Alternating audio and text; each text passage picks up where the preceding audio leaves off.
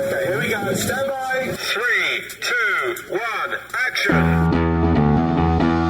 Assume nothing. Brash, bald-faced blasphemy. Question everything. I find it extremely hard to imagine. Open your eyes. It is quite all right to be an atheist. The fastest growing group of people in the country has been measured as being those who have no belief or who are atheists. You don't have to be apologetic or quiet about it. Challenge the opposition. You see religion on 100 fronts losing the argument. And start thinking. This is The Thinking Atheist Worldwide. Our broadcast today is brought to you by Harry's Razors. Great craftsmanship, a better shave value, and shave options that are customized just for you based on how often you shave. Starter sets start at just $15. You can get $5 off your first purchase. Just log on to harrys.com and use the coupon code ThinkingAtheist. That's HARRYS.com.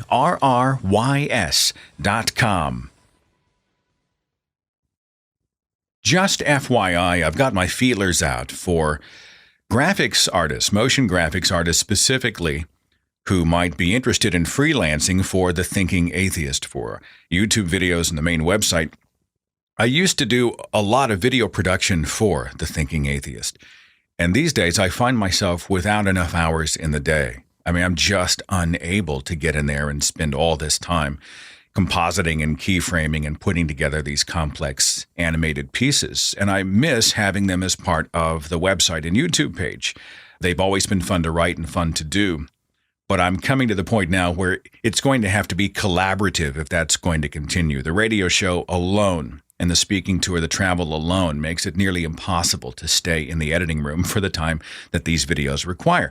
And this may be a great opportunity to play to the gifts of many in our audience. You know, a lot of talented people out there, much more so than I am, who have something to offer. And if you are interested in tossing your name in the hat as a potential freelancer, just send me an email. You can send it to podcast@thethinkingatheist.com. Just put freelance in the subject line.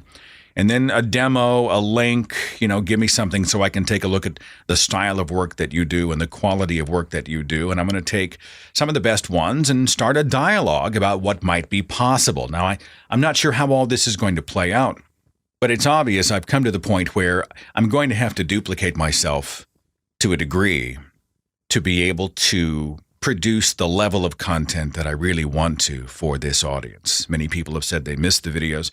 And so I'd like to do everything I can to make that possible. I've got plenty of concepts. I just don't have the time to flesh them out. If I can collaborate with talented people who have something to say and are looking for a freelance gig, maybe we can help each other. So send an email with your demo, podcast@thethinkingatheist.com. Put freelance in the subject line, and we'll see kind of what happens. We'll see if anything becomes of this. I'll be curious. Scrolling through the social media pages today, am I the only one that's alarmed by all of these Jared Fogle jokes that are going on? The Subway guy, right? Lost all of that weight, and for the last 15 years was a spokesperson for Subway. And now it turns out he's been having sex with minors and distributing child pornography, cuts a plea deal, going to do prison time. And so everybody's posting all these gags that talks about, hey, now you're going to get a foot long in prison, haha, that kind of thing. Anybody else find those hugely distasteful? In what context does child molestation become funny? I do not get it. And it's frightening when you look at this innocuous-looking face and you see someone who you think, oh, what a nice guy. What a happy ending to his story. The guy who lost all the weight and got picked up by Subway, and now he's living the American dream, and behind the scenes, the guy is a predator. I feel horrible for his wife. Imagine her discovering the man she'd been living with for all this time. And now people are posting all these memes with Jared on the front. Ha ha, isn't this hysterical? I just don't get it. He distributed child pornography. He had thousands upon thousands of photos and images and solicited sex with children. I do not get this. The other big news, of course, the Ashley Madison hack. with how many names were released? Thousands upon thousands of names. It's a dating service based in Canada, marketed to people who are married or committed in some way. Its slogan is, "Life is short, have an affair." They launched in 2001. The site created from two popular female names, Ashley and Madison.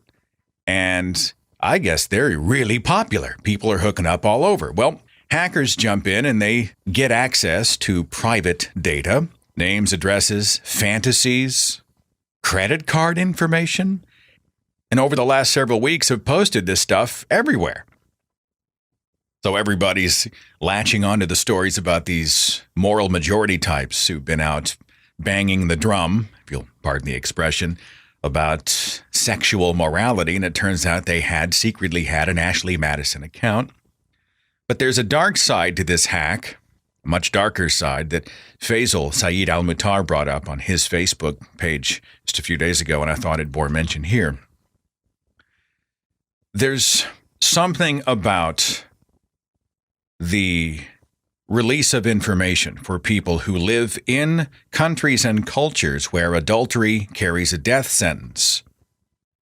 It can be tempting to poke fun at the Josh Duggars of the world, the people standing on this mountain of sanctimonious moral superiority, and see that, you know what, they're just as full of shit as anybody, if not more so. I mean, I understand that. I understand the sport of it. Easy meat. They're easy targets.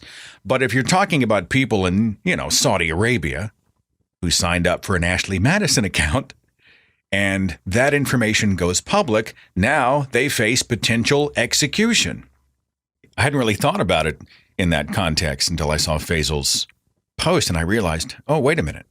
This isn't just somebody cheating on somebody else. This now becomes a matter in some cases of life and death. And even though you get to see the fallen star of many of those who previously had stood on the Bible to tell the rest of us how to live our lives, is it right that someone goes in and steals private data and then releases it in this way, putting many people not just in danger of losing their relationships, but perhaps their lives? I think these are compelling questions,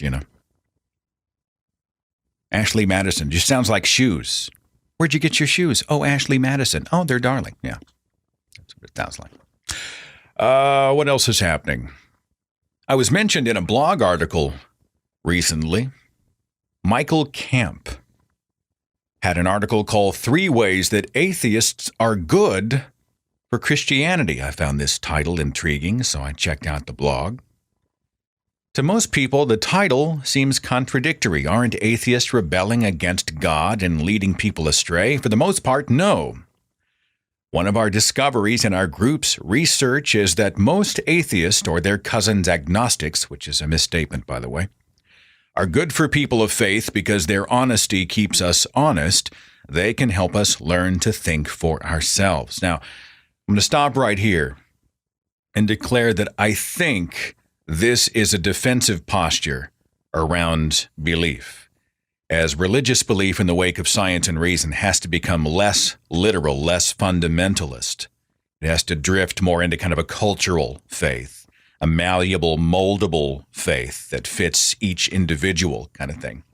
I think this is a tactic. And so what they do is they grab someone who is an atheist and they say, hey, you know what? We don't have that many differences after all. We can kind of help each other. In fact, we can all live in the same world together kind of deal, right? The article continues, the exceptions seem to be militant atheists like Richard Dawkins, Bill Maher, and Sam Harris, who only appear to be honest up to a point. In my experience, most atheists are sympathetic people, ones like Ayaan Hirsi Ali, Seth Andrews, and Greg Brahe. I hope I say that right, Brahe. Forgive me if I got it wrong. Regardless, all atheists help us when they expose and reject the irrational, legalistic, and abusive side of religion. That's good. Atheists can actually help us focus on what really counts, compassion and love for humankind, and what's good for the world. 3 things atheists can teach us real fast before we get to the subject at hand. 3 things.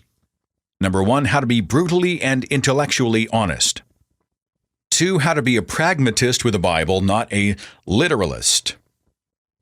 Agnostic Bart Ehrman teaches us how to look at the New Testament as a rational historian. The evidence tells us we shouldn't believe everything we read in our English translations. There are some errors historically, mostly immaterial, but they are there. Small portions have been miscopied. There are mistranslations, some passages easy to misinterpret. But at the end of the day, like we do with other historical documents that inspire us, we find gems within its pages. Sacred text doesn't have to be infallible to contain spiritual truth. Again, you see that shifting, right? The retreat position. Yeah, we believe in the God of the Bible, but, the Bible itself, take it, leave it. There's some goodness in there. Number 3, how to put God where he or she belongs.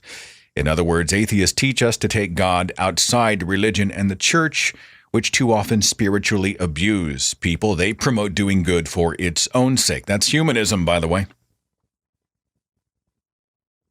Far from leading us astray, atheists and agnostics can lead us toward a more reasoned and reasonable faith that makes love for neighbor more important than religion. That's a good thing. I can't tell if this plays into the coexist narrative or what. I like the idea of people keeping each other honest, not living in a bubble, surrounding yourself with competing ideas to see which ones, the best ones, hopefully will win. I get that. I like that. But the idea that non-belief actually helps Christianity refine itself to a more pure form, I think is a huge stretch. You know what I'm saying? That's a huge stretch. And I think it's a reflection of fundamental faith becoming obsolete in the 21st century. Now people are making their religion in their own image. Oh, look, we can grab the morsels that appeal to us, the gems that are spiritual truths in our own lives, and we can live those truths. I just don't get it. I don't buy it. It's either true or it's not. It's either real or it's not. It's supported by the evidence or it's not. The God-man Jesus lived or he didn't. There's original sin or there isn't. We require salvation or we don't. There's a heaven and hell or there isn't. Period. If we want to cherry pick morsels of philosophical thought or inspirational ideas from books, both contemporary and ancient, there are much, much better books than the Bible. Anyway, I do appreciate the kind word, but I don't align with the message that the blog article is trying to convey, that skepticism by atheists actually helps to streamline and shore up true Christianity. I don't buy that. Just don't buy it at all. Enough of that. Let's talk about what we came here to talk about, which is the butterfly effect. Before I do so, huge thanks to today's show sponsor, Harry's Razors. Harry's asking the question, when did shaving have to get expensive? Do we really have to plunk down big bucks for quote-unquote premium razors when we're actually paying extra so the big-name shaving companies can sell you the big name, right? Harry's was started by a couple guys who just said, hey, we can do this and we can do it better. They're quality blades manufactured in Germany. Their shave plans custom tailored based on how often you shave, and free shipping directly to you. That means you're not paying the markup for some middleman somewhere. Starter sets start at $15. That's the razor, 3 blades, your choice of Harry's shave cream or shave gel. And right now it's $5 off your first purchase at harrys.com if you use the coupon code ThinkingAtheist. I was introduced to Harry's last year. I love them. That's why they're a show sponsor. They're a great shave solution for you, a great gift for somebody you care about, and an organization that's revolutionizing the shaving industry. So check them out, harrys.com, and use that coupon code ThinkingAtheist on your first set to save $5. HARRYS.com. Tara sent an email and said this: it was the morning of my first day of college orientation at a big state school. I was by myself and frantic because I was lost and terrified of missing my placement exams, which would obviously have ruined my life. I finally found the right parking garage and parked at the exact same time as another car. A guy my age got out of this other car and he asked if I was there for orientation. He didn't have a parent with him either, and we were both relieved to find somebody else with whom to navigate the campus. We happened to both be going to a Spanish placement exam, and he offered to carry my bag on the way there. We stayed in touch via text throughout the orientation, as well as the rest of the summer. He lived in the next state. And when we arrived back on campus to start out our freshman year, we began hanging out daily. I had a roommate with whom I didn't really get along, so I basically spent all my free time over in his dorm. Now, at this point, you're probably thinking that we fell in love, but in fact, he is gay, and thus we were just great friends. However, there was a guy who lived across the hall from him who also didn't get along well with his roommate, so he was always across the hall hanging out with us. Over the next year, the guy, the one across the hall from my orientation friend, and I developed feelings for each other. We turned out to be basically soulmates, if you believe in those. We've now been together 5 years. We graduated from that big state school together a couple years ago, and we're getting married in a secular ceremony next summer. The way I see it, arriving in that parking structure at the same time as my friend completely changed the entire trajectory of my life, and I wouldn't even realize it until much, much later. What is the butterfly effect? The butterfly effect is a term used in chaos theory to describe how small changes to a seemingly unrelated thing or condition, known as the initial condition, can affect large complex systems. The term comes from the suggestion that the flapping of a butterfly's wings in South America could affect the weather in Texas, meaning the tiniest influence on one part of a system can have a huge effect on another part. Taken more broadly, the butterfly effect is a way of describing how, unless all factors can be accounted for, large systems like the weather remain impossible to predict with total accuracy because there are too many unknown variables to track. Jeremiah sent me an email and said, I know this isn't really what the show's about, but it would be interesting to know. A lot of people really don't understand chaos theory. I've had some experience and taken a class in it as an engineer. People have a perception that chaos is a synonym for randomness and is completely unpredictable. In a sense, chaotic systems are predictable. Lots of chaotic systems are governed by simple Newtonian mechanics. What makes them chaotic is over time their states diverge greatly depending on initial conditions. Your show's topic is far more unpredictable. Not that I'm criticizing. Until we know more about neuroscience, we'll never be able to predict how people behave and what might cause someone's brain to decide to help a random stranger on the road that ends up changing their life because they eventually marry that person. Well, Jeremiah, I will confess to sort of borrowing the term the butterfly effect and bending it a little bit to suit my own purposes, which is to tell some interesting stories about how people act and interact in these quote-unquote random moments and encounters that changed everything for them and perhaps for someone else. But I think it is important for us to take a few seconds here and kind of define more properly what chaos theory is and how the butterfly effect plays into that. So at least we know the rule before we break it. And I knew Dr. Jerry Coyne had a perspective on this. He is an evolutionary biologist. He's an author. He's been on the show many times. And we've talked on different occasions about chaos theory. We've talked about determinism, randomness, those types of things. And I thought he might have something to contribute to the broadcast today. And so I've invited him to stop by. Jerry, thanks for being here. My pleasure.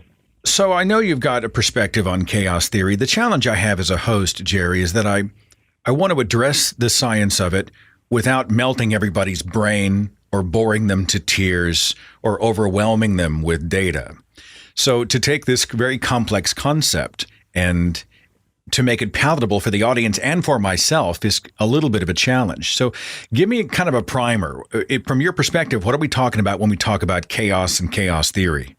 It's a theory now, originally started as an observation back in the 70s, of a computer model of the weather where a guy showed that you could have nice predictability from the weather. And then he went back and he changed some of the parameters just a teeny bit, like taking something that he knew to 6 decimal places, like, the temperature, down to 3 decimal places only, which means we don't know it to the same degree of precision that we knew before. And he found out that the models completely changed, that things went nuts, and the predictability completely depended on an accurate knowledge of the starting conditions. So that's what chaos theory is all about. It's a theory, which you can show mathematically or on computers, that if you have a very complex system, usually involving the interactions of several different types of factors, and they usually behave in a sort of a cyclical or repetitive way. If you alter the initial conditions, the starting conditions, by just a teeny bit, which in his case, the weather guy was a rounding error, then you can get completely different dynamics of the system. In other words, the predictability of something, and that occurs in economics, it occurs in weather, it occurs in biology with population growth, predator-prey interactions. Our ability to understand what's going on in nature is completely reliant in such systems, not in every system, completely reliant on knowing the initial conditions very, very precisely, and if they change a little bit, then all bets are off. So it depends on our ability to know the beginning of a complex system with almost complete accuracy. That's why it's called the butterfly effect, because of the original observation that if a butterfly flaps its wings in a different way in Brazil, that could affect the weather in Florida or Mexico, which is conceivable because it changes the air currents in a slight manner. That could change the whole, and that could ramify up through chaos theory to change the whole weather pattern. So, there's an interesting science fiction story about this too, about a guy who has to go back to the past, and he is constrained to stay on a track because this is a commercial operation, so he can look at dinosaurs and stuff. He accidentally steps off the track and squashes a butterfly. When he comes back to the future where he lives, everything is completely different or slightly different. The words are spelled differently. Everything's off a little bit. That's an example of sort of chaos theory ramifying through generation after generation. And that's conceivable too. It was a very clever story. So I'm sort of cheating a little bit as I make this an anecdotal show and have people talk about how these random encounters at the beginning of whatever story they happen to be telling sort of propel them in a different direction. Well, it's sort of related, but, a person's one-time interaction with another person is not really an example of the kind of thing that chaos theory applies to, which are complex, evolving, interacting systems. I mean, those encounters between, say, John meets Mary at a bar and they wind up having kids and their whole lives are changed, that is purely deterministic, although it may be based on small changes in the molecules of the brain that we don't know about. But that's not really something that a mathematician or biologist would say is an example of chaos theory. That's an example of something that may have been affected by small things in the brain or in the environment that we don't know of, but it's not a complex, dynamical, evolving system like the weather or predator-prey interactions. By the way, Jerry, author of a new book called Faith versus Fact, Why Science and Religion Are Incompatible. I see the book's getting out there making waves. How's it doing? Pretty good. It's, not number one on the bestseller list, and the religionists are going after it, of course, but, I'm happy with it. It's as good a job as I could have done, and the people who seem rational have responded well to it. So I guess that's my definition of rationality. You're not going to convince William Lane Craig. We just that's a foregone conclusion. Yeah. I mean, the responses are absolutely predictable by religionists. Anybody that's a believer is a critic of that book, and so that gives me some solace because I know it struck a nerve. So yeah. Well, congratulations on the book. All my best wishes. Thanks for weighing in on the broadcast today. Much appreciated. Sure, my pleasure. Renee sent me a message and said this. She said, I had a birth defect test, open neural tube, come back positive when I was pregnant with my daughter in 2012. We were devastated, but went to a specialist for confirmation and the next steps. When we got to our appointment, the specialist told us that the labs tested me as diabetic, and I'm not. So I was actually not positive for the defect. He wanted to do an ultrasound just to be sure, and that's when we found out my cervix was incompetent. It led to a nightmare of meds and strict bed rest for 2.5 months, and my daughter was born at 35 weeks on the dot. But if that initial test hadn't been done incorrectly, we may have been too late to find out, and she may have come at 24 weeks instead, with a tiny chance of survival. So it's a wonderful little error that in turn ended up providing us with a better chance. I don't believe in a deity or that the universe had a hand in it because to me, they would have had to have a hand in creating my problem in the first place, and that's just redundant. Chaos, however, can yield unexpected results. Yuri said this: "It was around a year ago when a small protest was winding down in the center of my city. It was nighttime, and the protesters were ready to go home as it was going nowhere. The protest was about some EU association deal, and they were mad that the president refused to sign it, which would have led to closer ties with Europe. However, just as the protesters were beginning to leave, they were brutally broken up by riot police.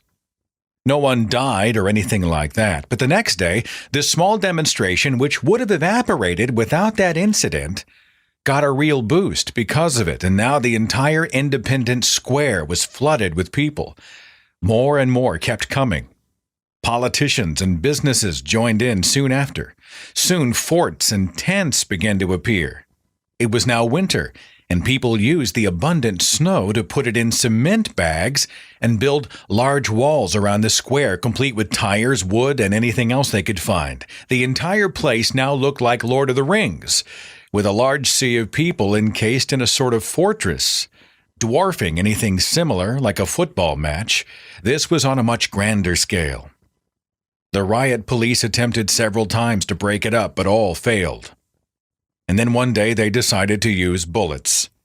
Real bullets. Around 100 people died.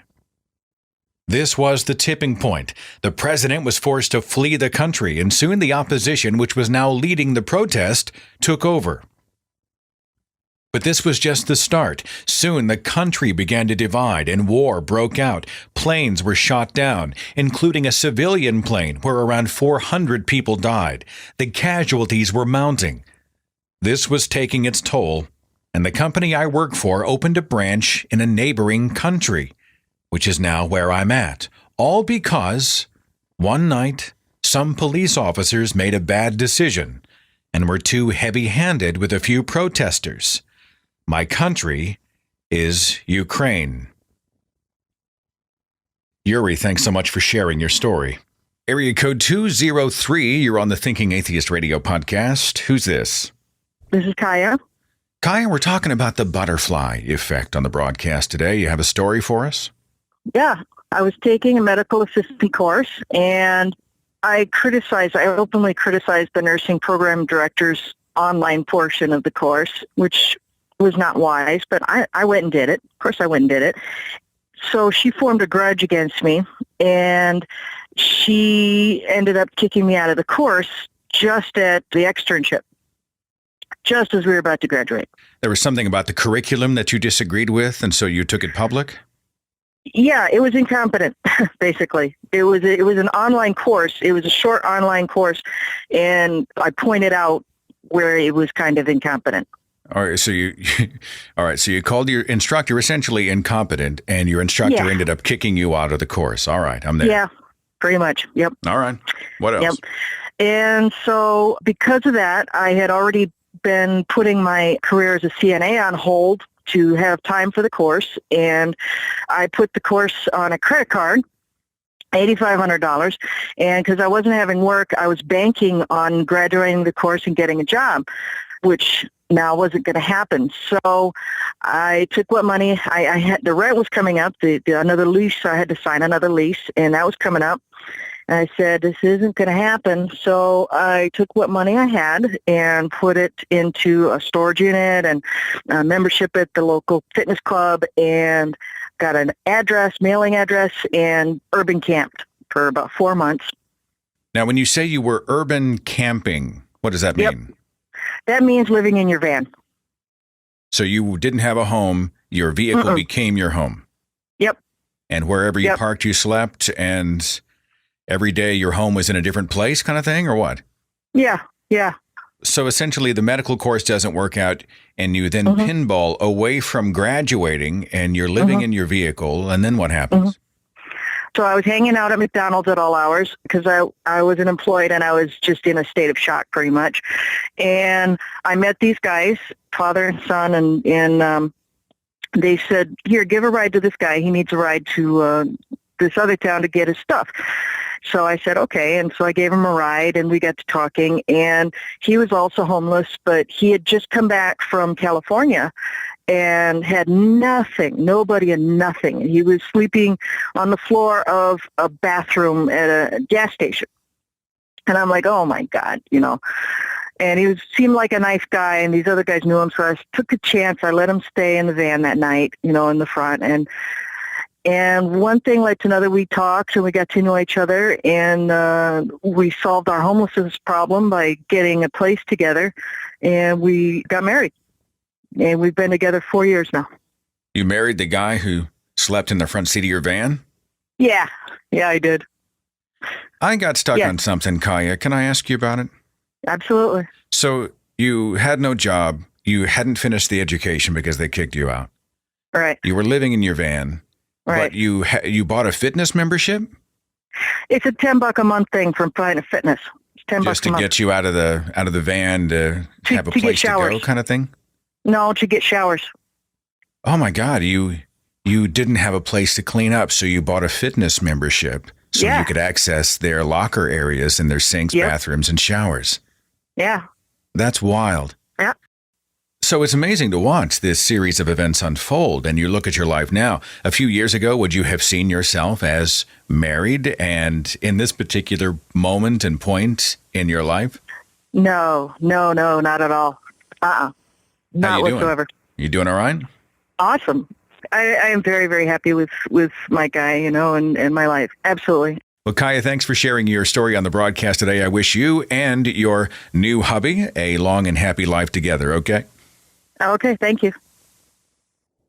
Small changes, tiny actions. Supposedly nothing. But when they happen, they can change everything. It was the 2nd of October, 1996. Aero Peru Flight 603 was preparing for its flight out of Lima, Peru to Santiago, Chile. It was a Boeing 757, 61 passengers, 9 crew. This was the final leg out of a flight which had originated in Miami, about 1 o'clock in the morning. And the conversation from the cockpit to the tower began. Lima Tower, Aero Peru 603, runway 15, ready for takeoff. Flaps 15. Increase power. 80 knots. Rotate. Airborne. Gear up. Something's not right. Flight instruments all over the place. Nothing looks right, nothing matches up. Emergency messages start piling up from the onboard computer. Rudder ratio, Mach speed trim, overspeed, underspeed, low altitude warnings. Holy shit, what's going on here? No basic instruments, no altimeter, no speedometer, nothing. We declare an emergency. They were over the water. No visual reference whatsoever. How high are we? What's our altitude? What's the airspeed? What's our vertical speed? Right? The only thing they could do is try to turn around and get back to the airport. Get back on the ground somehow, get some answers. The crew continued to have dialogue with the tower, just asking for basic information. The co-pilot declared that the speed read 0, all speeds 0. So they asked the tower, do you have our speed? If you have us on the radar, can you tell us how fast we're going? It's like each instrument had been willing itself to conflict with the instrument right next to it on the console. It's an avalanche of conflicting data, or no data at all. And propelling in who knows what direction in the darkness, Flight 603 was attempting to get its bearings, to know where it was, where it's going, how fast, how slow, for how long. And then the airplane stalled. Holy shit. Not enough airspeed, not enough lift. We're not going fast enough. The plane's going to sink like a stone. Increase power, increase speed, keep us airborne. How high are we? Where's the water? Nothing's working. We can't see anything. And another stall, and another stall. Over the minutes ahead, every new crisis triggering another surge of reaction inside the cockpit. No doubt the 61 passengers behind the cockpit doors well aware that something had gone terribly, unthinkably wrong. Chaos. I mean, everything just seemed upside down, backward, nonsensical. 25 minutes after the emergency was declared, the wingtip of this Boeing 757 struck something. It struck the water. Pull up, throttle up, recover. We're on the deck. Jesus Christ, go up, pull up. Eternal seconds pass as the pilots wrestle with the controls, flying blind in a machine that seemed intent on keeping them blind. And 17 seconds after grazing the water, Aero Peru Flight 603 entangled with the water and tumbled and shattered and splintered in the darkness. And most of the wreckage descended well below the surface. 70 people aboard, 0 survivors. Unthinkable. Well, the debris still floating on top of the water was assembled, and Peruvian authorities teamed up with the United States and our Navy to help locate the wreckage that was under the water. What had happened to Flight 603? And the investigation examined the evidence and determined the cause of this terrible catastrophe. The cause was not a blown engine, or a bird strike, or hydraulic failure, or bad weather, or the act of a terrorist. The causes were a few small strips of duct tape. You see, the day before, a maintenance worker had been cleaning the airplane, and during the process of cleaning had placed duct tape over several of the static ports on the underside of the fuselage. The static ports are pressure-sensitive instruments that are used in aviation. They determine critical information and feed that info to the pilot and the co-pilot. Airspeed, altitude, vertical speed, etc., right? They feed a critical conduit of information to the crew. And when these tiny pieces of duct tape were forgotten back in the hangar, left on the plane, left covering the static ports, just a couple pieces of duct tape. Kind of tape we use around the house all the time for any number of purposes. You're going to patch this up, you're going to shore this up, you're going to seal this up. Just grab a little piece of duct tape and stick it right there. Forgotten on the airplane before it left for takeoff. It became inevitable the pilot and co-pilot would be receiving false information, conflicting information, nonsensical, confusing information about the status of their aircraft, and they wouldn't know it until they were already airborne. 70 lives lost, all because a few tiny pieces of tape were accidentally left in place over a few tiny portions of a 757, a very human oversight that might have happened to anyone, and that set in motion a chain of events that would transform a routine flight into an air disaster still remembered almost 20 years later. Had a message in from Marshall who said, "My butterfly effect story starts a few years ago. In high school, I was extremely depressed. For those of you who don't know what depression feels like, it's like a never-ending numbness. It's the inability to experience happiness or pleasure, and it can be absolutely crushing. After the third year of dealing with it, my junior year, I was considering suicide. My parents don't know this. They don't know I'd grabbed several pill bottles from the cabinet in the kitchen, and that I was in my room with the lights turned off and wanting to just, make it all stop. But at the same time being so afraid. I wasn't leaving any note. I'd convinced myself no one would care. I truly believed nobody would. However, I did send a message to a Skype group chat, a small close-knit group of about 6 people at the time, that I'd met a week before after one of them, who I'd known for about a month, invited me to join it. The message just said, "I'm going to be away for a while. If I don't respond to messages, don't worry, I'm fine." And the instant I clicked send, I got several messages back. "I hope you're doing okay. Be safe while you're gone. We'll miss you." "We'll miss you." I cried. I cried until I'd forgotten about the pills until I ended up falling asleep at the keyboard. The next morning, I put the pills back up and I swore to myself I wouldn't ever think of something like that again, and so far I haven't. Since then, I've grown closer to that special little group. I'm even in an online relationship with one of them. He's been my boyfriend for a little over a year now. We're planning on finally seeing each other during Thanksgiving. Now I just have to explain to my parents that I'm in a homosexual relationship with someone 1,000 miles away, but I know I can do it now. So I started out, I was depressed, spent most of my time on the internet. I met a friend. We talked often and grew a bit closer. They led me to the group that inadvertently saved my life. And a man whom I have feelings for like I've never had for anyone else. They made me happy again, and they make me happy every day. Marshall, thanks so much for the message and for sharing your story. I've got David on Skype. David, you're on the Thinking Atheist radio podcast. How's it going? G'day, Seth. It's great to be a part of your show. It's a great honor. Taking me back to the month of March of this year when Matt Dillahunty and Aaron Raw and I had the privilege of going to Australia. Hearing your accent reminds me of how much I miss it. It's just awesome. Yeah, it was so wonderful.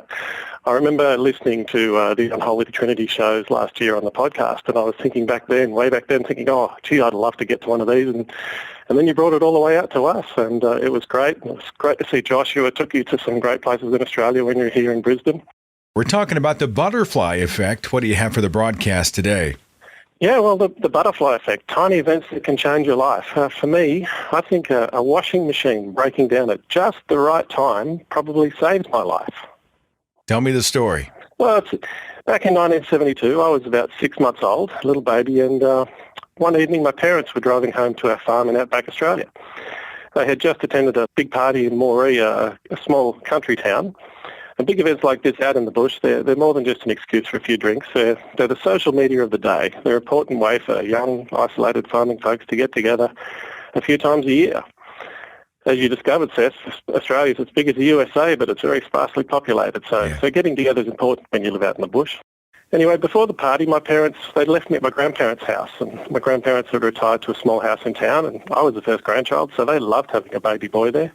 They suggested to my dad, look, maybe let him stay the night. But trips to town on the rough gravel roads back then, they were not so common. We only had one car and it was a long way. It was probably going to be another week before my mum would come back into town for supplies, so Mum and Dad still planned to pick me up after the party and take me home that night. Later in the evening, my grandmother's old washing machine broke down, and it was one of those old open-top machines with the wringer on the top. And when my parents came to collect me after the party, Dad decided after all, well, he might come back into town the next day and he'll bring his tool set and he'll fix the machine. And it was only because of this timing that they decided to leave me asleep in my cot, and they'd leave me there that night and they'd collect me there the next day.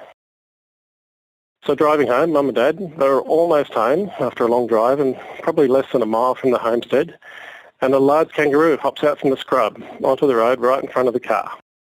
Dad was really experienced at driving on country roads, but he swerved so hard to miss the kangaroo that it spun, and on the loose gravel, it flipped and it finished on its roof. And these are the days before seatbelts were all that common, so Dad initially feared Mum she'd not survived. She was unconscious, she wasn't moving, and luckily she soon woke up and he helped her climb out from the upside-down twisted metal and broken glass. And they slowly walked the remaining distance home, fortunately with no really serious injuries. So had that washing machine broken down at any other time, I would have been in the car with them and most likely on Mum's lap. These are the days before seatbelts and baby capsules, so we can never know, but it's unlikely I would have survived, considering how excited the car was the most damaged. Because he had planned to go back the next day to fix the washing machine, he said, let's just leave David there. Let him stay the night. Don't disturb him. And that decision... That's it. It was just that spur-of-the-moment decision, yep.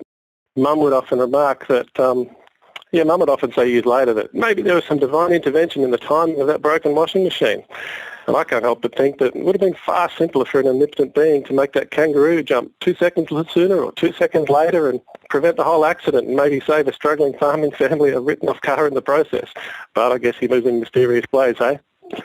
It's funny you mentioned kangaroos. When we were down there, we went to, I forget the name of the zoo, the Steve Irwin Zoo, the one that's dedicated to him? Australia Zoo. And I actually contacted, I don't know Joshua all that well, but I contacted him a few days before just to say I hope that your hosts are looking after you when you're here, and that's the best place to take any foreign tourists to Australia Zoo. It's just fantastic. It was amazing. But they took us into this enclosed area filled with kangaroos. And of course, it's an interactive area, so we were encouraged to go up and pet the kangaroos, and we're all taking photographs. And I was struck by two things. First of all, how easily we were able to access the kangaroos, how easily we just walked up to them. They didn't really move. They didn't really adjust. But the second thing I noticed is they all just look pissed off. like, wait a minute. Well, how come we have people duty? How come we're stuck here inside the fences taking 1,000 selfies a day with everybody who's putting this shit on the internet? I'm tired of being petted. I'm tired of being touched. I'm tired of being bothered. I just want to sleep. All of them had that look on their face. It was hysterical. Yeah, they are. I was there about 6 weeks ago. We used to have holiday passes for my kids and used to go regularly, and they've grown up a little bit now. But we did go back again a few weeks ago, and I thought of you when we were there, and I just thought of those kangaroos. And that is so not like kangaroos out in the wild, where it is quite hard to get close to them. But yeah, you feel like they're just sitting around, lazing around, and you're just disturbing them. They're like, go away, I'm happy. Go away. Stop touching me. Stop bothering me. I would like a human-free zone, is what all the kangaroos seem to be saying to us. But we did get some great photographs and some great memories out of it. Thanks, David, for sharing the story on the broadcast tonight. Great pleasure to have you, man. Thank you, Seth. Wonderful to be a part of it. Alicia sent in a message and said, I am an avid World of Warcraft player, and I have been for 8 years. I got a buddy who plays World of Warcraft. I haven't seen him for 8 years. I mean, that guy loves him some World of Warcraft. It's like a drug. Anyway, back to her letter. She said, I was in a small casual guild, but I had a few friends that were in raiding guilds. And forgive me, Alicia, for not understanding the difference.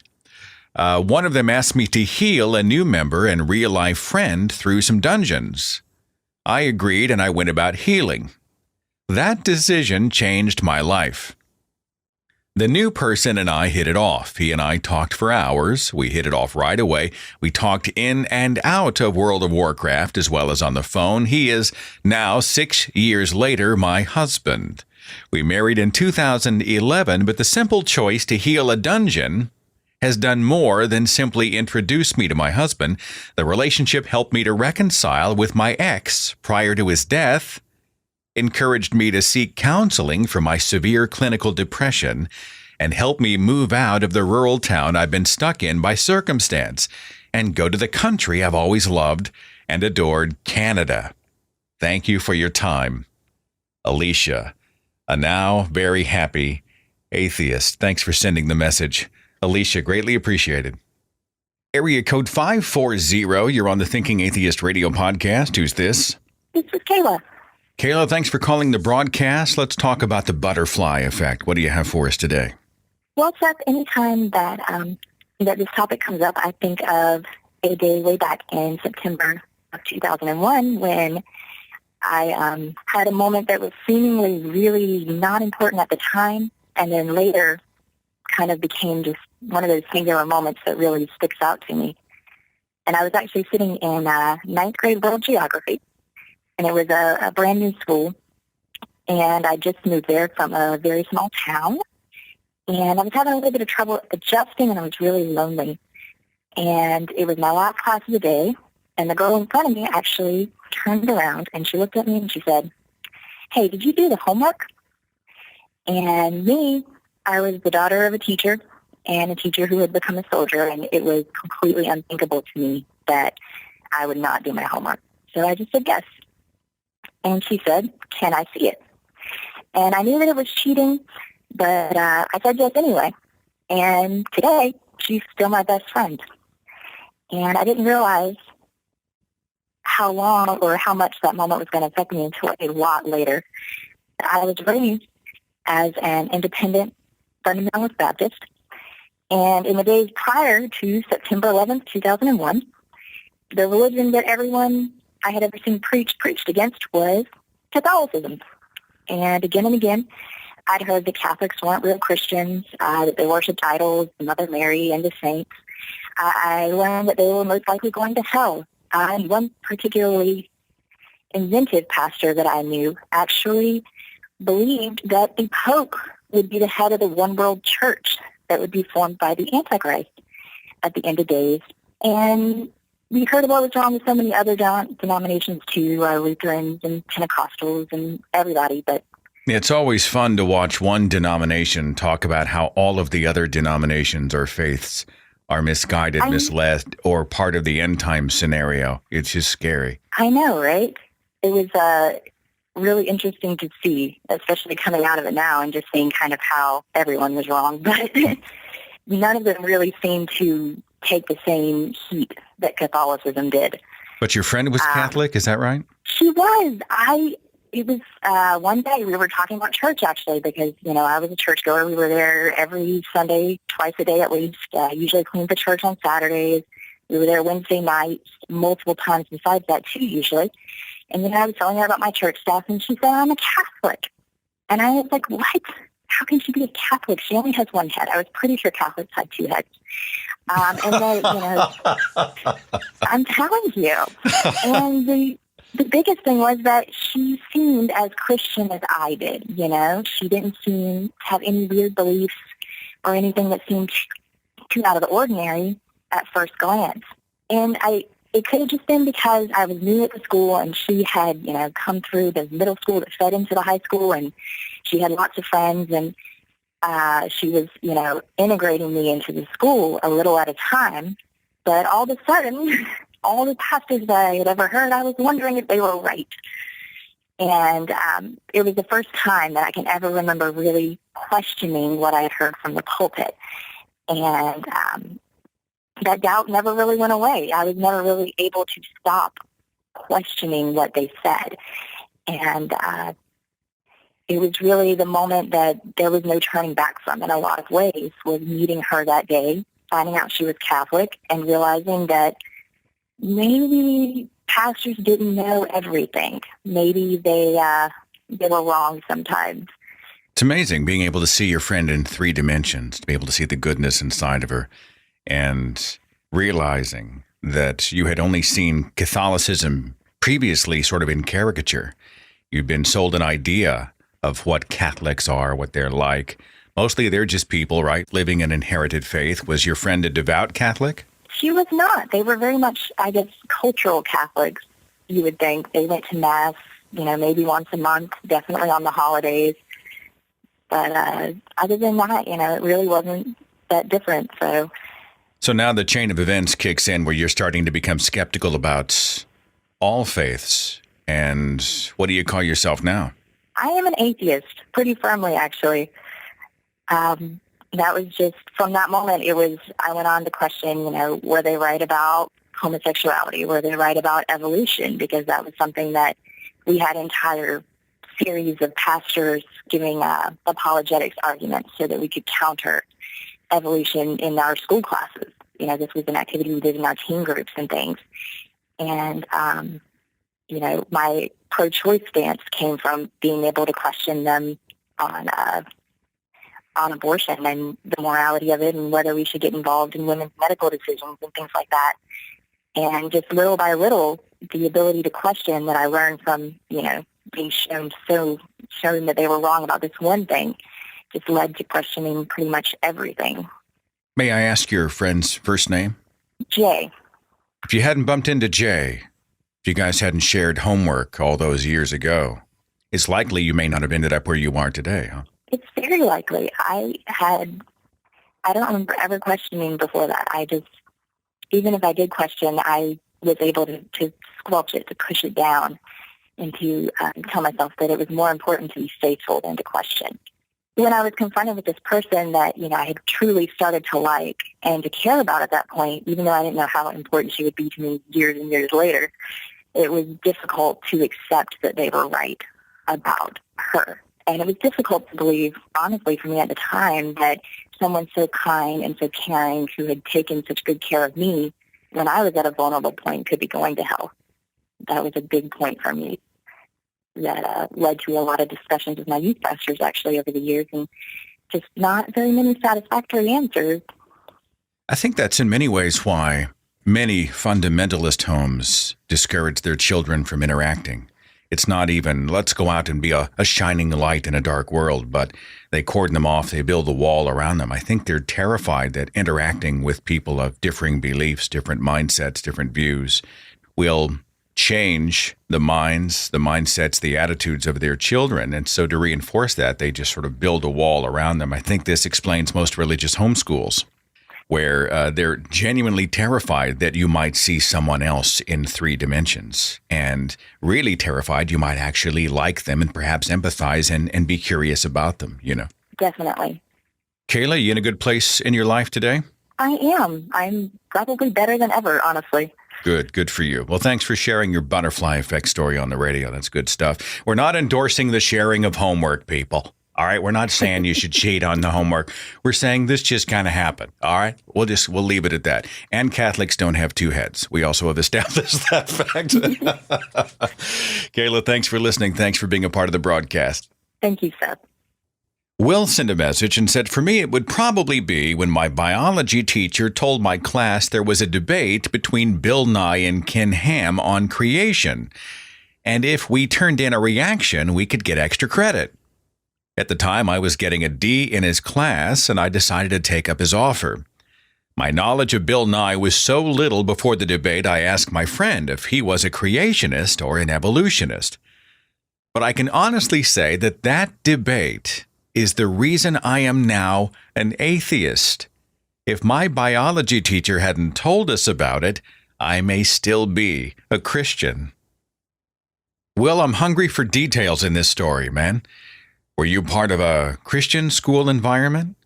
And was this guy wanting you to watch so that Ken Ham could help prove the Christian science textbooks, Christian versions of biology?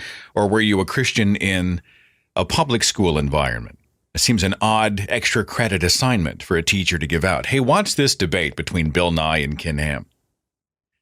We did a whole show on whether or not that debate should have happened, especially on the grounds of the Creation Museum. But more and more, as I see the aftermath, I think Bill Nye represented quite well. And I honestly think science truly benefited from having Bill at the forefront in that discussion. I mean, Ken Ham can claim victory all he wants, but if you look at the arguments presented side by side, Ken Ham never got past the Bible says so, and were you there? That's all he had. And check out our PhDs. That was another tactic that he used. But outside of that, Bill Nye brought the science. And I honestly see that encounter as a positive one. I'm glad it happened. If they do it again, I would like to see it held on more neutral ground, and I'd like to make sure that Ken Ham doesn't have the opportunity to benefit financially from hosting it. But yeah, I'd welcome another matchup. Scott said this: the day was December 2nd, 1988. It was Friday night. I was a 10-year-old kid at my little brother's birthday party. Post-party, when no adults were watching us, I took it upon myself to improve one of his presents, a little toy truck with a cannon mounted on the trailer. My brother was shooting these dart-shaped projectiles at a bunch of party balloons clumped together in the corner. The small spring-loaded cannon did not have enough force to pop the balloons, but my brother kept trying anyway. Thinking I was being clever, I fastened an open paper clip to the end of one of the darts. Success! My brother gleefully went on popping the balloons. A short time later, when the balloons were exhausted and my brother was happily carrying his new modified weapon around the house, the most predictable thing happened. It accidentally discharged. At the exact moment the cannon went off, I turned the corner to enter the room. In the most unlucky and ironic moment of my life, the opened paper clip that I had fastened to the dart earlier struck me in the left eye. It was a freak accident, just being in the wrong place at the wrong time. What are the odds the path of the dart would be such to hit me in the eye as I was moving? Pretty low, right? That one moment changed the trajectory of my life. My parents didn't believe me when I told them my eye wouldn't stop hurting. They sent me to bed. I cried throughout the night. The next day, the lens in my left eye had to be surgically removed. and the focusing muscles were permanently damaged. That day was the only time I can remember seeing my father cry. My ocular history is only relevant in that without my natural lens, I required a contact lens to see out of my left eye. If I failed to put the lens in, I would have a lazy eye within hours. As if adolescence wasn't hard enough on its own, I was brutally thrust from a childhood ignorance into the reality of living with a minor disability. I became the target of bullying at school. Every person I turned to for help couldn't protect me, my parents, teachers, God. No one could stop other kids from laughing at me for looking different, or because I missed every swing at batting practice. This went on for most of my childhood. I came to loathe going to school every morning. I'd pray at night for a snowstorm to close school. It was at this time I began to question the efficacy of prayer and the rules for getting into heaven. My grandmother gave me a St. Lucy medallion because she was the patron saint of blind people. Wait a minute, there's a St. Lucy? It just sounds like such a contemporary name for a saint. Back to the email. More importantly, my grandmother didn't just pray for me, she subscribed to medical journals. When I was 16, we were lucky enough to find an eye surgeon who wanted to perform an artificial lens implant. This type of procedure wasn't commonly done on teenagers, and insurance wouldn't cover it. But my family figured out a way to make it happen. My grandmother always gives God and her praying credit for finding the right surgeon with a charitable attitude. I always give credit to my family's persistence and love, and to science, all caps, science. To their credit, my family wouldn't let me quit. They made me go to school. They made me play sports, even though I was never going to be good at them. In some ways, they were overbearing and protective, but in other ways, more accepting. One of the earliest nuggets of wisdom my father passed on to me was this, quote, "Even if it's not okay, it's okay."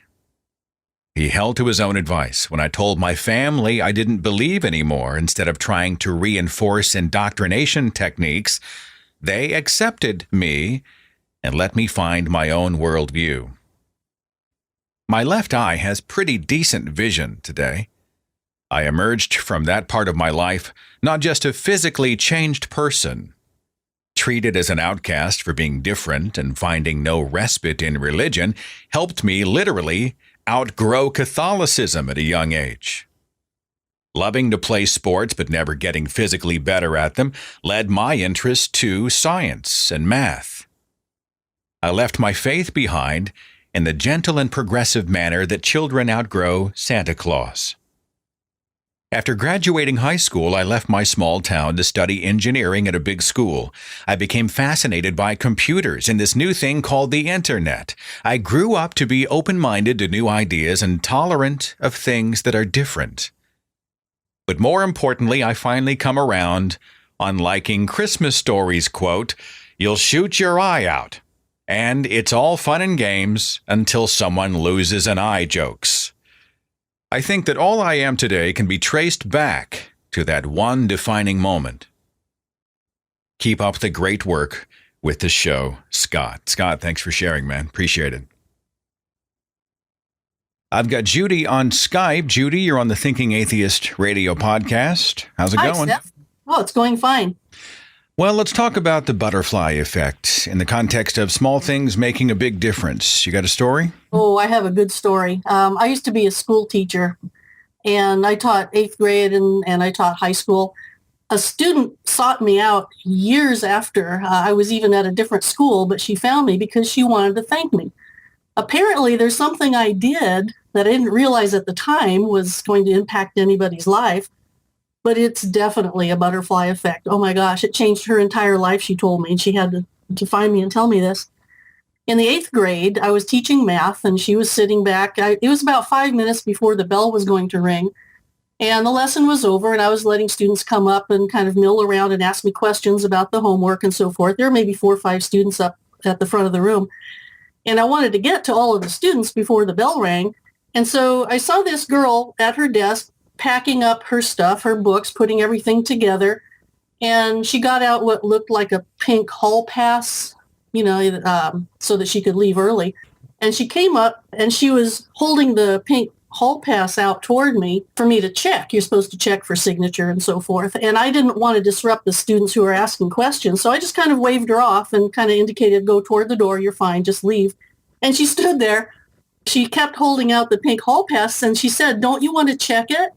And I said, no, you know where you're going.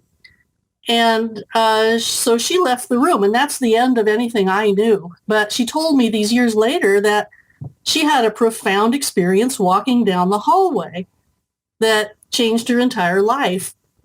And she told me that she ended up changing all of her friends. That's massive. This was in 8th grade. She ended up deciding that she should take studying seriously, and she didn't just try to turn in papers. Now she was going to learn the material. She changed her whole life. She decided on new goals, a whole new direction. It was amazing. And I said, well, I couldn't figure it out. What was it that happened? And I'll never forget this line. She said, you said I knew where I was going. I figured if you thought I knew where I was going, then I should too. Judy, did that really happen? Yes. She was going to give you the pass. She said, nah, you got this. Well, she was already one of those really nice students, and that's why she stood there wanting to give me the pass, even though I waved her off, because she was trying to do it the right way. She wanted me to check the pass. But, you know your students, and I knew she was one of the really nice ones who would not try to pull something over on me. She told me later that she had a dentist appointment. Her parents were supposed to pick her up. And it was very easy for me just to say, no, go ahead. You know where you're going. And it was that phrasing, apparently, that really hit her hard. I have a lot of stories. Teachers probably all have wonderful stories of how students find them later and they say things. But that one was just amazing because it was an offhand remark that I said just to save myself time, really. Yeah. And so your declaration of confidence in her essentially gave her confidence in herself. That's amazing. And I find that when I see role models, I see people who have impacted my life immensely, and they weren't doing anything out of the ordinary. But to me, I saw that and I went, wow, you never know when someone else is doing something that's going to impact your life too. How many years after the fact did she make contact? Well, let's see. It was 8th grade and she was an adult. She was like maybe 23. So, she'd probably been waiting for the opportunity to cross paths again with you and share the story, huh? Well, maybe. I mean, she didn't find me the next year or the next year or the next year, but maybe as time goes on, maybe she just realized, oh my gosh, I want to go find that teacher now. And that happens once in a while. I've had other students too who seek me out. I'm at a different school now, but they find me. And, it's heartwarming to hear those things and heartwarming for us to go back to school and find our teachers too. That's cool, Judy. Well, thanks for sharing your story on the radio. Good stuff. Yeah, you bet, Seth. Thanks for what you do. Area code 831. You're on the Thinking Atheist Radio podcast. Who's this? This is Catherine. Catherine, we're talking about the butterfly effect. What do you have for the show today? I wanted to call and share about the story of how my husband and I met. About 8 years ago, I'd just gotten out of Navy boot camp, and I got to my first A school. And a friend of mine who showed up in the same group I was in, we were planning on going down to a local farmer's market. And she asked if this guy that she'd been trying to meet up with all week could tag along with us because they kept missing each other. I said I didn't really care. I'd never met him before, but I didn't mind if he came along with us. He and I ended up really hitting it off, and we celebrated 7 years of marriage last February, and our daughter just turned 2 in July. So if you hadn't gone to the farmer's market so many years ago. Yeah, I don't know if I ever would have met up with him or connected with him, and my whole life could have been different. I can't imagine my life now without him in it or my daughter. Well, congratulations to you guys. That's cool. So just one invitation made all the difference. Hey, come hang with us for an afternoon. It'll be great. And before you know it, you're life partners.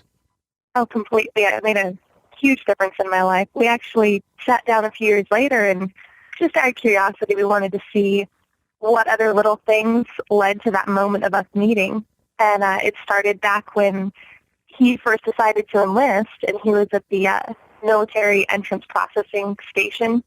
And his sister had lent him a copy of Dead Like Me to watch, and the friend that introduced us had saw him watching it, and they started talking about it. They decided to meet up when they got to the training command, he actually convinced her to switch from enlisting in the Air Force over to the Navy.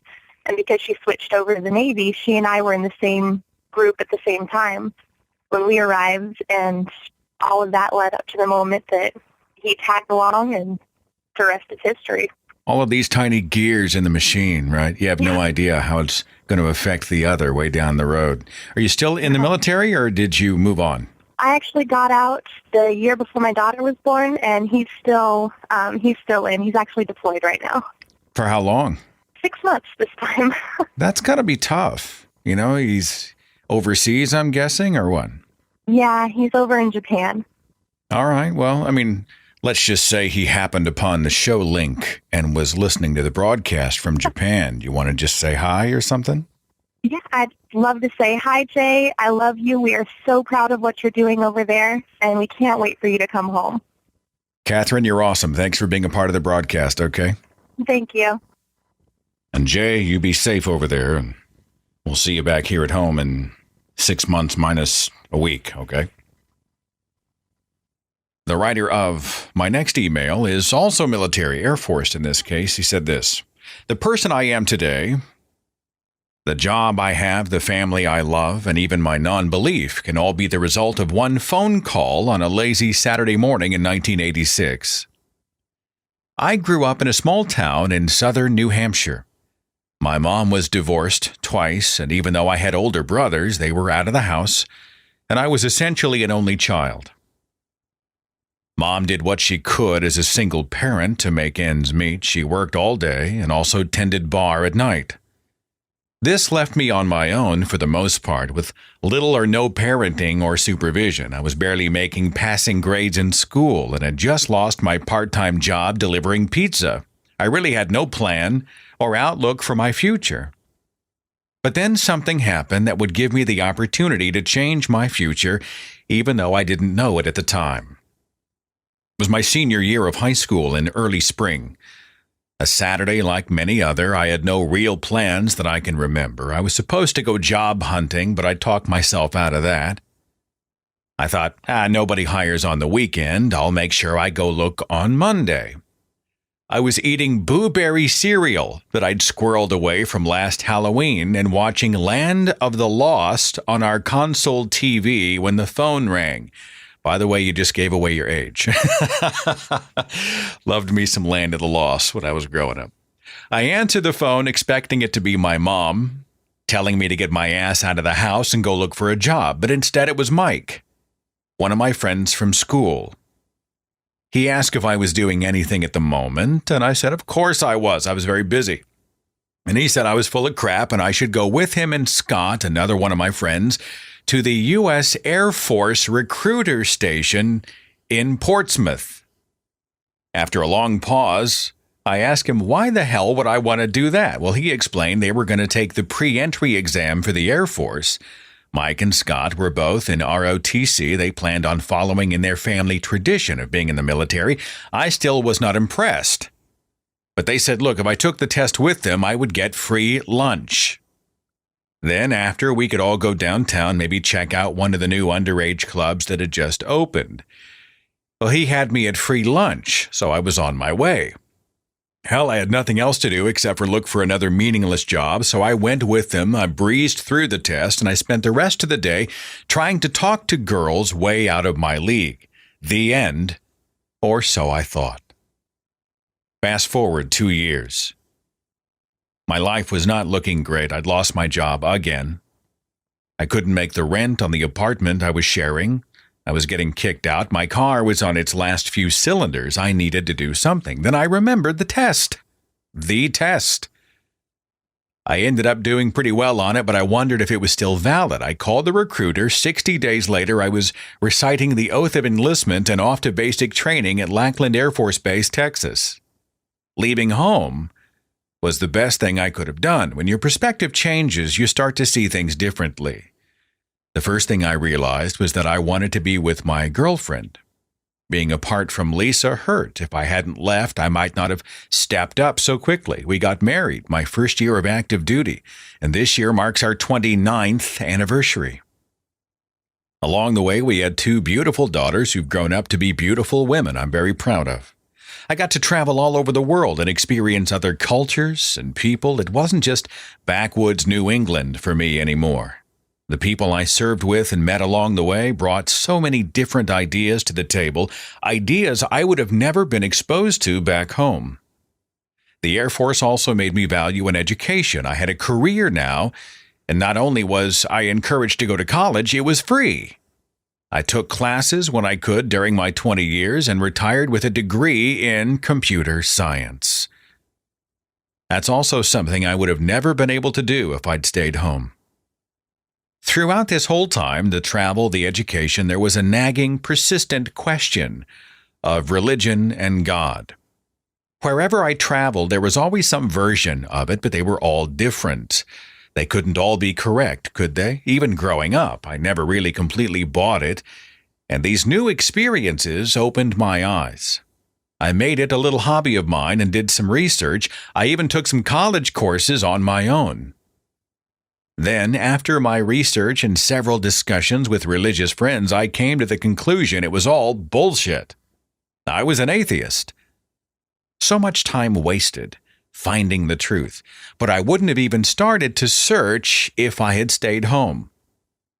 So here I am.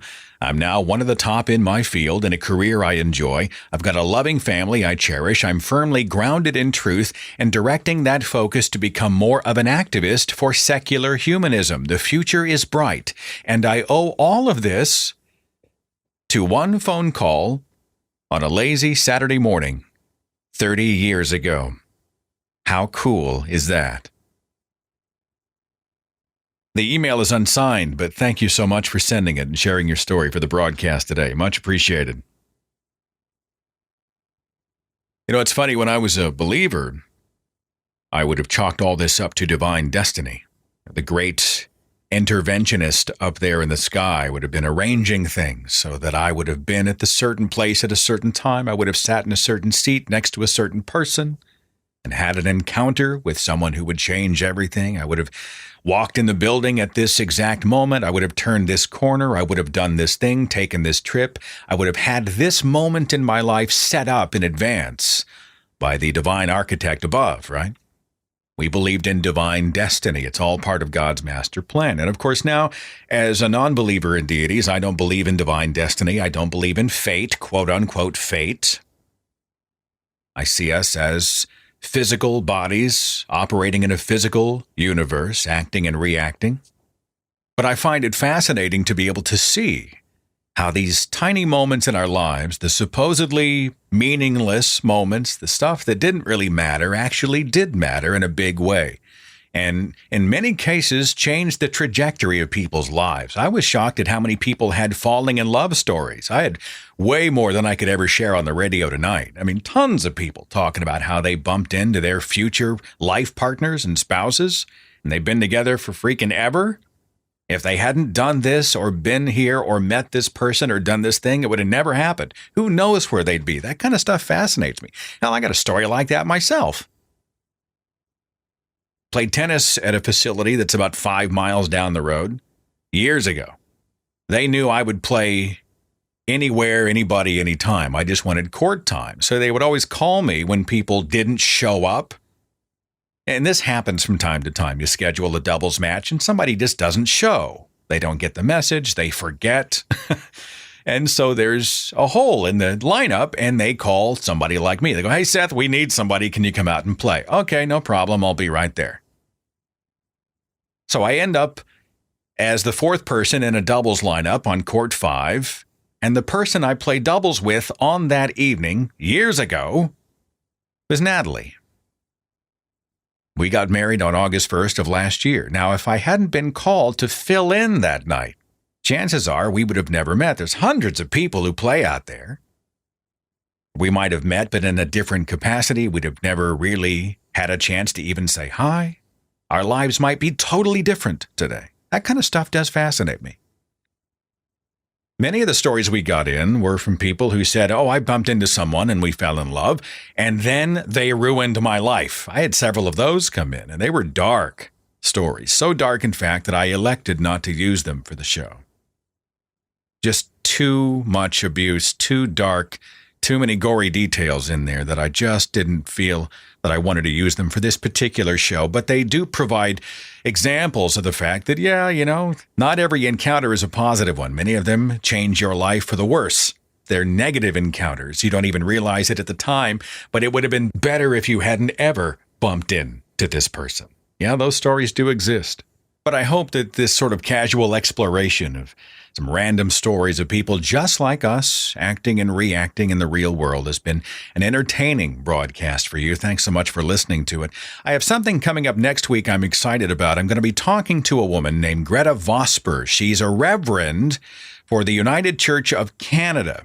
She's a reverend at West Hill Church. Under the Methodist banner, she is an atheist. She does not believe in a literal God. She was ordained in 1993. She joined her church in 97. She's been behind the pulpit for freaking ever.